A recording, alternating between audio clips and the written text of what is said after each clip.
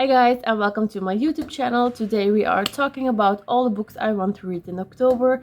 Some books I have already started, one I have even already finished, but that's not the point. This is all about the books I still want to read. So without further ado, let's start with the video. And first off, we are talking about all the ebooks I want to read. The first ebook I want to read, or actually have already read in 2 days time, is A Trial Sorceress. Now, I'm a big fan of Elise Kova's work. I loved her Awakening series, which I am doing a little reading the entire Awakening series with me and then talking about how I liked it and or did not like, and all the books. So this is actually also about the Awakening series, The World. But this is more about new characters. This is about 18-year-old water runner London. She lives in the shadows of her older brother, of her magic whispers, and of the person she accidentally killed. She's the most unwanted apprentice in the Tower of Sorceress until the day she decides to step out and compete for a spot in the Tournament of 5 Kingdoms. Pitted against the best sorcerers in the Empire, Era fights to be one of the 4 champions. Excelling in the trials has rewards. She is invited to the royal court with the Prince of the Tower. Discovers her... Where am I? Discovers her rare talent for forbidden magic, and at midnight Era meets with a handsome elfin ambassador. But soon Era learns no reward is without risk, and as she comes into the spotlight, so too do the skeletons of a past she didn't even realize was haunting her. Era ran into the trials ready for fight, ready to win. She wasn't ready for what it would cost her. No one expected the candidates might not make it out with their lives. I can already say that I have rated this book 4 stars, so that's a little spoiler. For me, it was a really good book, so yeah. For the Wolf is written by Hannah F. Witten. The first daughter is for the throne, the second is for the wolf. The way I see this is a little bit like a Red Riding Hood retelling, so I'm not really sure. As the only second daughter born centuries, Red has one purpose: to be sacrificed to the wolf in the wood in the hope he'll return the world's captured gods. Red is almost relieved to go. Plagued by a dangerous power she can't control, at least she knows that in the Wilderwood she can't hurt those she loves again. But the legends lie. The wolf is a man, not a monster. Her magic is a calling, not a curse, and if she doesn't learn how to use it, the monsters the god have become will swallow the Wilderwood and her world whole. This comes with content warning, which I also always appreciate because you never know if there are some things you just don't want to read about. It comes with self-harm from magic use, blood, parental neglect, emotional abuse, moderate sexual contact, religious trauma and abuse, and general violence and gore. So keep that in mind if you want to try this book. I appreciate when writers do mention those content warnings. But this is also pretty high up on my reading list. The next one is, let me have a look, the Atlas 6. I have heard a lot of booktubers talk about this book, so that's one of the reasons I do want to try this. It's written by Olivia Blake. The Exelandrian Society is a secret society of magical academicians, the best in the world. Their members are caretakers of knowledge from the greatest civilizations of antiquity, and those who earn a place among their number will secure a life of wealth, power, and prestige beyond their wildest dreams. Each decade, the world's 6 most uniquely talented magicians are selected for initiation, and here are the chosen few.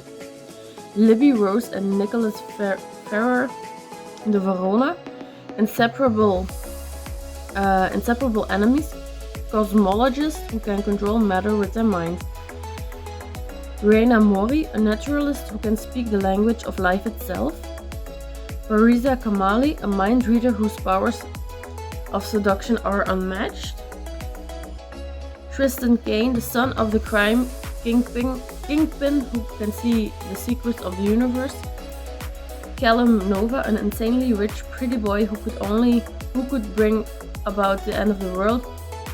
He need only ask. When the candidates are recruited by the mysterious Atlas Blakely, they are told they must spend 1 year together to qualify for initiation. During this time, they will be permitted access to the Society's archives and judged on their contributions to arcane areas of knowledge. 5 are told will be initiated, 1 will be eliminated. If they can prove themselves to be the best, they will survive. Most of them.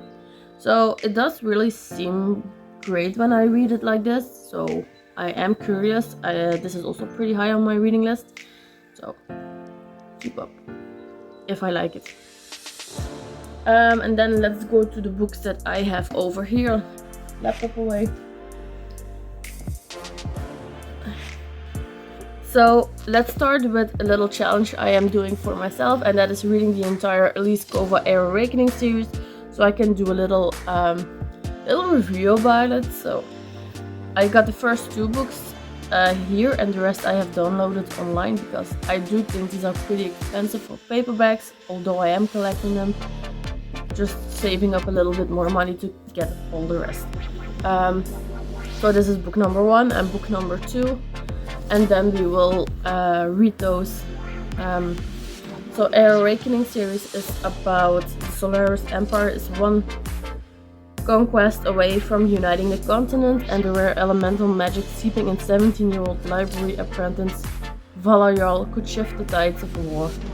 Vala has always been taught to fear the Trial Sorceress, a mysterious magic society, and has been happy in her quiet world of books. But after she unknowingly saves the life of one of the most powerful sorcerers of them all, the Crown Prince Aldrich, she finds herself enticed into his world. Now she must decide her future, embrace her soul and leave the life she's known, or eradicate her magic and remain as she always been. And with powerful forces lurking in the shadows, Vala's indecision could cost her more than she ever imagined. First of all, I have read the entire series already, but it's been quite a long time, and I do want to do like a little review on this, because I did remember really liking this series, so these are definitely wanted to be read. Next up is Shadow Song by S.J. Jones. There's a first book to this one, which is, let me grab it real quick, which is this one, Winter Song. I have read Winter Song quite a long time ago, so probably have to reread this before starting this one. 6 months after the end of Winter Song, Liesel is working toward furthering both her brother's musical career and her own. But life in the world above is not as easy as Liesel had hoped. Her younger brother Joseph is cold and withdrawn, while Liesel can't forget the austere young man she left beneath the earth and the music he inspired in her. When troubling signs arise that the barrier between worlds is crumbling, Liesel must return to the underground to unravel the mysteries of life, death, and the Goblin King. What will it take to break the old laws once and for all? What is the true meaning of sacrifice when the fate of the world or of the one Liesel loves is in her hands? I really love the first book in the series, so this is a duology, I believe, so really excited to start this one. I will put it back already. Then next up is Kingdom of the Wicked. No, I have the wrong book. I mean Kingdom of the Cursed. I mean this one. I have already read Kingdom of the Wicked. Kingdom of the Cursed is just the next one. I really did enjoy Kingdom of the Wicked, so I hope this one will be equally as good. Read The Mighty Demon of War and Betrayer of My Soul Shifted. We stared at each other for an extended beat. I didn't need or want him. In fact, I'd say he goes straight to hell, but we both accomplish that. What I love about these books is that they do have a little bit of humor to them. Always great when you have a little laugh in between. So cannot wait to start this one, and we'll see how that one goes back as well. And then next is also a sequel, which is this beauty. It's House of Sky and Bread. I have read the first one, don't really remember that much about it because there was quite a lot going on in that book. So I am curious to see if I like this book or not. It's massive, as you guys can see. I think it's about 800 pages or something. Let me see. Yeah, it is 800 pages, so it is going to be quite a read, but I am looking forward to this. I love Sarayema's writing style. I have read her entire Court of Thorns and Roses series. The only books I don't get into is the Throne of Glass series, which I have a video about, so yeah. Then up next we have one of my new books, which is a beauty, and it's Daughter of the Moon Goddess. There are many legends about my mother. Raised on the moon. First of all, I cannot pronounce Chinese names, so let me give this a go. Raised on the moon, Xin Yin was unaware she was being hidden from the Celestial Emperor, who exiled her mother for stealing the elixir of immortality. When her magic flares and her existence is discovered, she is forced to flee her home, leaving her mother behind. Alone, powerless, and afraid, she makes her way to the Celestial Kingdom, a land of wonder and secrets. In disguise, she trains alongside the Emperor's son, mastering archery and magic, despite the passion which flames between them.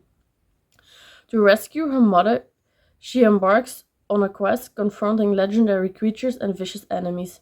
But when forbidden magic threatens the kingdom, she must challenge the ruthless emperor, leaving her torn between losing all she lost or plunging the realm into chaos. So this is inspired by the legend of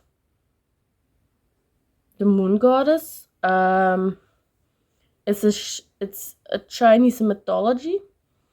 So I am really inspired by this. I really do love these type of retellings.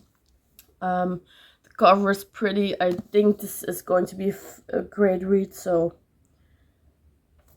I probably will do a little review on this. Don't know if I'm going to do like only about this book or just like what I've read this month, something like that. I don't know yet. Let's see if this is worth a video for itself. I will talk to you guys later. Hope you guys enjoyed this video. Bye.